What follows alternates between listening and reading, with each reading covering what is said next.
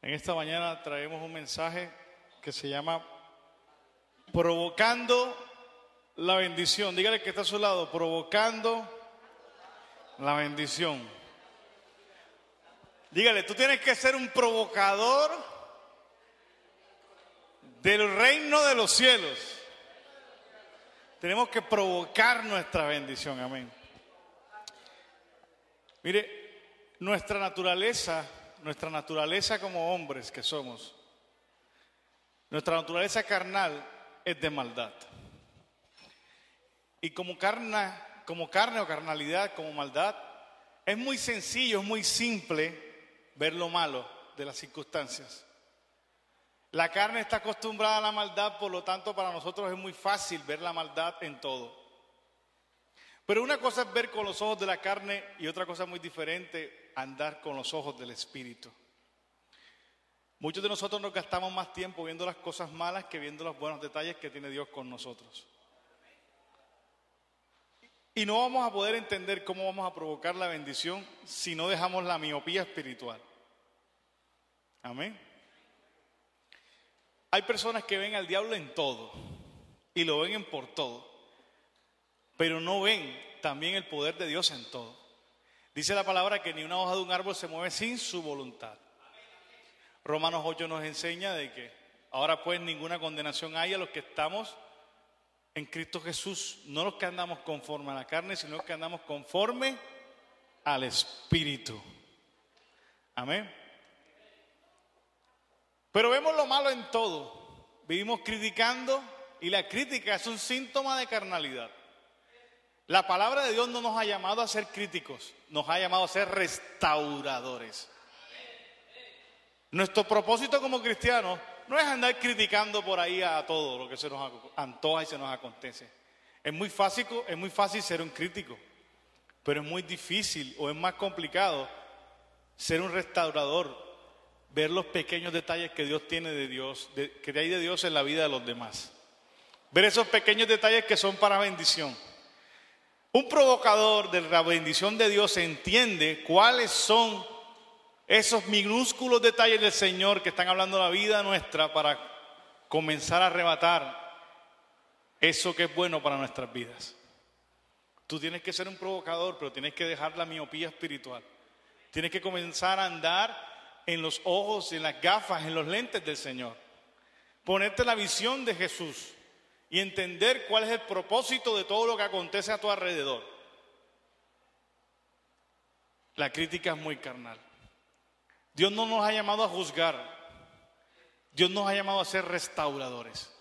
Aún si vemos a un hermano fallando, no es bueno criticarlo, es bueno restaurarlo. Recuerda que a nosotros no se nos va a medir por lo bueno o malo que hacemos, sino por el bienestar o el malestar que causamos.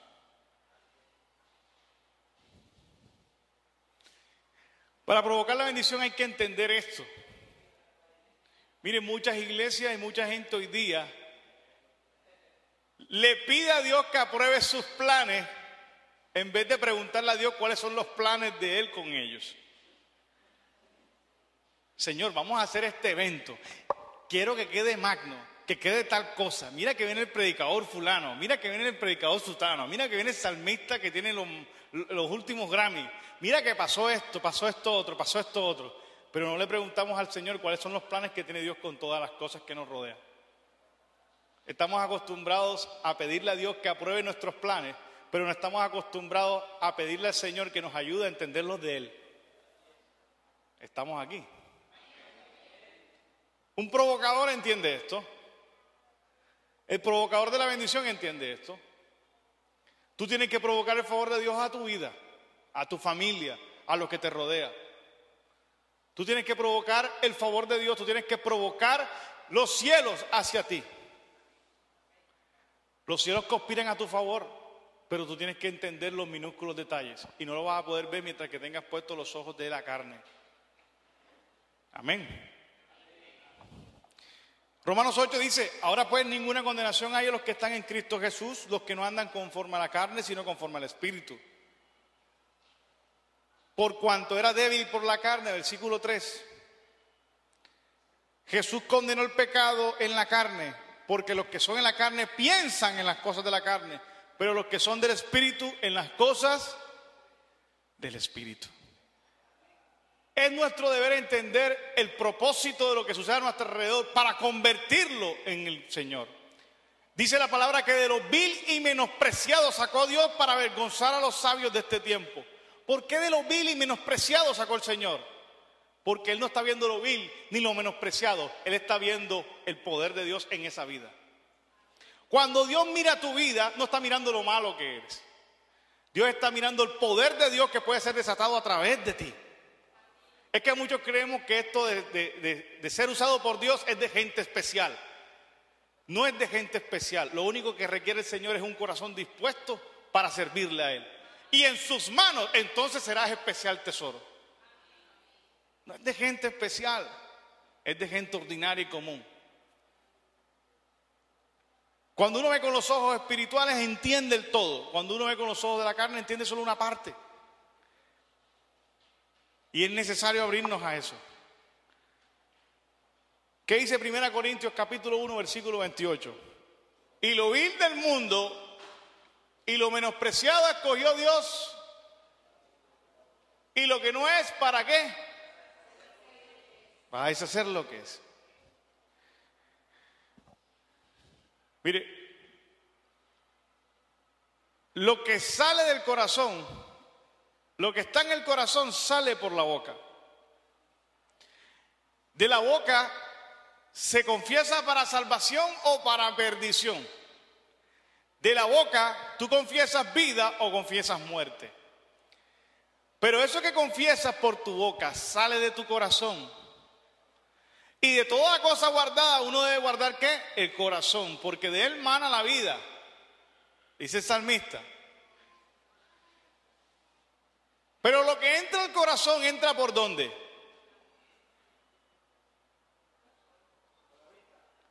Por la vista, dijeron por acá. Por la vista. Por los oídos. Lo que entra al corazón entra por tus sentidos. Vista, oído, olfato, sabor, tacto. Nosotros tenemos que cuidar lo que vemos, lo que escuchamos, lo que saboreamos, lo que comemos, lo que sentimos. Si esto no fuera importante, Dios no hubiese puesto reglas sobre la comida, por ejemplo, en el Antiguo Testamento. ¿O no es importante? Dios no quería que nosotros comiéramos animales inmundos. Quería que comiéramos ciertos animales. Por algo era. Nos cuidaba de lo que viéramos. Nos cuidaba de lo que escuchábamos. Dice la palabra de Dios, Romanos 10:17, dice que la fe es por el oír. Y el oír, la palabra del Señor. Lo que escuchamos es muy importante para lo que entra en nuestro corazón. Lo que entra en nuestro corazón es muy importante para lo que hablamos. Lo que hablamos es muy importante para provocar bendición sobre nuestras vidas. Por eso dice la palabra que lo que hablamos, nosotros los cristianos, hablamos las cosas que no son como si fueran. Y no es positivismo, es fe. Entonces uno de los mayores indicadores, y vamos a verlo, para provocar la bendición de Dios, para hacer mover la mano de Dios sobre tu vida, es la fe. Porque sin fe es imposible agradar a Dios. Pero ¿cuánto ven a Dios en los pequeños detalles? ¿Cuántos realmente son orientados por el Señor? Dice Filipenses 4:8, dice, hermanos, por todo lo que es verdadero, lo honesto, lo justo, lo puro, lo amable, lo que es del buen nombre, si hay virtud alguna, si hay algo digno de alabanza, en esto piensa. ¿Para qué? Para que nutras tu corazón y comiences a hablar bendición. La mayor provocación que le hacen a uno es verbal. Entonces una provocación verbal en el reino de los cielos es de acuerdo a lo que tú hablas. Así conforme lo que tú hablas, así provoca sobre ti algo bueno o algo malo. Lo primero que tenemos que cuidar es nuestra lengua. Mire, los judas son necesarios en nuestra vida. Es necesario que nos vendan. Es necesario que anden con nosotros y nos vendan por ahí al mejor postor. Vendan nuestra confianza. Vendan nuestros sueños, venden nuestros proyectos. Los Barrabás son necesarios en nuestra vida. Muchas veces nosotros somos los que hacemos el trabajo duro y somos los que llevamos el garrote y el otro es el que premian con la vida. ¿No les ha pasado? Tú dele y el otro es el que se lleva el premio y tú llevas el garrote. Los Barrabás son necesarios en nuestra vida. Es necesario un Poncio Pilato en nuestras vidas, que a pesar de que sabe que somos inocentes, se lava las manos delante de nosotros. Yo no tengo nada que ver contigo. Y aunque usted no lo crea, esto está sucediendo en el pueblo del Señor. De usted depende la persona que está a su lado, si le ve lo bueno o le ve lo malo. Muchas veces nosotros nos perdemos de la bendición de la gente que nos rodea simplemente porque lo vemos con los ojos de la carne. Jamás hemos visto el poder de Dios en su vida y lo que Dios quiere hacer con esas personas. No te pierdas de la gran bendición de la persona que tienes a tu lado. Lo más triste de los discípulos de Jesús es que en vida no lo aprovecharon como era debido. Lo más triste del pueblo que lo crucificó es que en vida no escucharon lo como era debido. Por eso cuando Pedro predica del arrepentimiento en el libro de los Hechos, todo el mundo se acongoja y se convierte, simplemente por una razón, porque no aprovecharon al maestro que lo tuvieron en carne propia ahí. No lo aprovecharon. ¿Saben por qué? Porque jamás los vieron con ojos espirituales. Por eso Cristo siempre les dijo a los fariseos y a los escribas que se sabían el libro de la Biblia, sabían las profecías de Isaías que se cumplían en él. Siempre les dijo, ciegos, guías de ciegos. Porque no veían. No veían. No veían. Hoy día muchos de la iglesia del Señor andan miope. Y no solo miope, se deja engañar y confabular con ciertas cosas carnales. Vemos al diablo en todo y no vemos a Dios en nada. Dios es Dios de minúsculos detalles, pero de grandes cosas. Cuando vamos al libro de Noé, me gustan los detalles del Señor. Vas a coger la madera tal, la vas a hacer así, vas a coger brea y la vas a calafatear, la vas a hacer de tanto por tanto, los cuartos tienen que dar de detalles. Dios es un Dios de detalles. Ya hemos entendido algo. Lo primero que hemos entendido es que tenemos que cambiar ¿qué? Los sentidos espirituales. El más importante es que muchos de nosotros somos visuales. Tenemos que ver qué estamos mirando.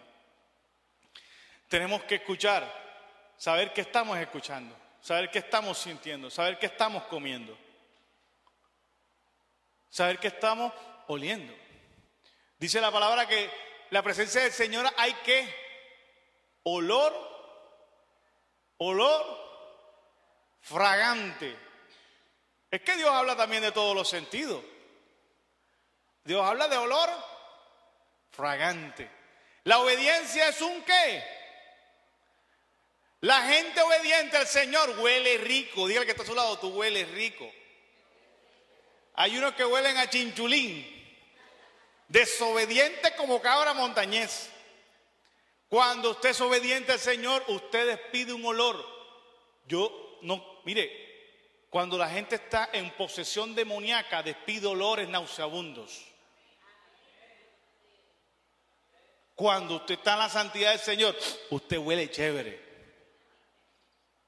La santidad tiene olor fragante, dice la palabra. Sabe rico, sabe bueno. Siente la unción en su cuerpo. Ve más allá de sus ojos. Discierne en el espíritu.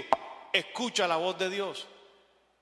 Cuando usted entiende todo esto en sentido, entenderá, diga conmigo, que estás en tu lugar de privilegio.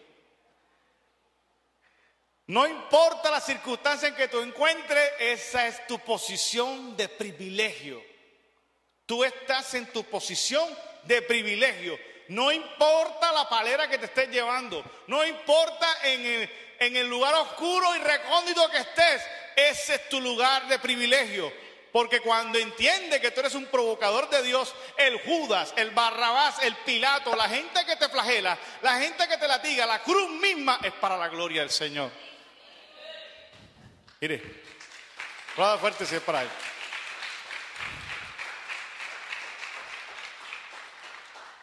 José es un ejemplo de esto clarito. Pero lo vemos claro cuando entendemos el final de la película. Pero póngase a pensar en el proceso de José para ver si está tan claro. 10 hermanos que lo amaban, o los hermanos lo odiaban, lo amaban, pero lo envidiaban. Era necesario esos hermanos de José así envidiosos para su vida. Era necesario que se levantaran en la envidia, en el orgullo y la maldad y lo echaran al foso y lo vendieran. Era necesario el foso, porque si no cae en el foso lo matan. Era necesario que ese día pasaran los madianitas por ahí y lo compraran. Era necesario todo ese calvario de él para su vida. En el foso era el lugar de privilegio de José. En la venta de esclavitud era su lugar de privilegio de José. No contento con eso, lo venden y lo venden a la esposa del oficial, el general del ejército de Egipto. Y Potifar, con su mujer, era necesario una mujer así, candente como esa, que andaba viendo lo ajeno, para la historia de José, para mandarlo preso a la cárcel. Era necesario ese proceso. Si usted se pone en los zapatos de José y ve con los gafas carnales, lo único que va a decir es: estoy salado como Manaure. No salgo de una cuando me meto en otra peor. Primero era el hijo favorito de mi papá. Ahora soy esclavo, que es peor que una persona. Después de ser esclavo, que por lo menos lo ponen a hacer algo, ya no soy esclavo, ahora soy un preso. Es decir, que en cualquier momento me matan, me pican y me echan a los leones para alimentar a los leones. Si usted se pone en la perspectiva carnal de José, usted dirá: estoy de Guatemala a Guatepeor. Pero él estaba en su lugar de privilegio. Porque era necesario la cárcel y el foso, porque ahí tenía que conocer a dos amigos, uno bandido y uno buenón. Tenía que conocer al panadero y al copero. Era necesario el copero y el panadero. ¿Para qué? Para manifestar el poder de Dios en su vida. El panadero le pasó como le dijo él en el sueño, lo mataron. Y el copero le pasó como le dijo él en el sueño, lo pusieron en la corte del rey. Pero él le dijo al copero: acuérdate de mí. ¿Y sabes qué pasó con el copero? Es que ¿qué podía pasar con José si desde el punto de vista carnal estaba salado? Se olvidó de él. Era lo mínimo que podía pasar desde un punto de vista. Le dijo: no te olvides de mí. Y el tipo se olvidó y dejó al pobre José preso. Era necesario ese otro tiempo preso, era necesario en su vida. Porque la gloria es del Señor, no del hombre. No era el copero el que lo iba a sacar de ahí, era Dios. Era necesario que el faraón hubiese sido atormentado con esos sueños y era necesario que el Espíritu de Dios le recordara al copero que allá en la cárcel había un tipito llamado José que sabía descifrar los sueños. Fue necesario todo eso para que él llegara a ser el gobernador de Egipto. Cuando tú ves eso, te das cuenta que Dios estuvo en cada minúsculo detalle. Pero todo depende de la óptica como tú lo veas. Tú estás en tu lugar de privilegio. Abraza tu cruz. Abraza tu cruz. Abraza tu cruz. Cristo abrazaba la cruz. Le decía: mira este que abraza su cruz.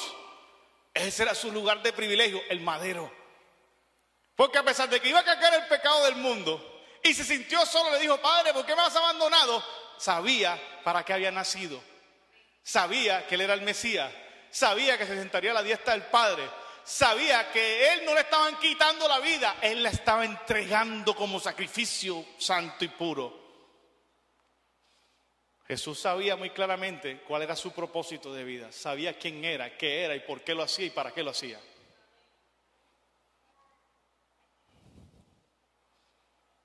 Jesucristo provocaba la bendición en su vida y a lo que estaba a su alrededor. Sabía que él era el Cordero que quita el pecado del mundo. Sabía de que él era ese hijo de complacencia Este es mi Hijo amado en el cual tengo complacencia. Este es el Cordero de Dios que quita el pecado del mundo. Que su vida no es quitada de Él, sino que Él la entrega para salvación de nuestros pecados. Yo le hago una pregunta. ¿Usted cree que Jesucristo se enteró que era el Mesías en qué edad? A los 30 años. Desde niño sabía que era el Mesías. Desde pequeño ya estaba en los templos predicando. Amén. No se perdió 3 días a José y María y lo estaban buscando. Se perdió unos días con José y María. ¿Y qué dijo él? En los asuntos de mi padre debo estar. ¿Por qué te preocupas? ¿Por qué se turban? Desde pequeño sabía para qué él había venido. Pero ¿cuánto tiempo esperó Jesús para manifestarse al mundo? 30 años. 30 años. ¿Cuánto tiempo esperó José en cautiverio para ser el gobernador de Egipto? 30 años. Dios tiene promesas con tu vida, pero ya tú quieres llegar a 100 kilómetros por hora. Yo siempre he dicho que el aguacate madurado en periódico no sabe igual. ¿Sabe igual? Algunos cogen, y depende de la noticia, con que tú lo empacaste, así sabe. Empácalo con sociales y no con sucesos. No te equivoques porque se te amarga el aguacate. Ojalá sea con el Universal y los clasificados y no sea con el Cubo o el Teso. Esos periódicos, antes de leerlo, hay que envolverlo y exprimirlo un poco. Tremendo. ¿Usted cree que no? Pero esas fotos ministran ese aguacate.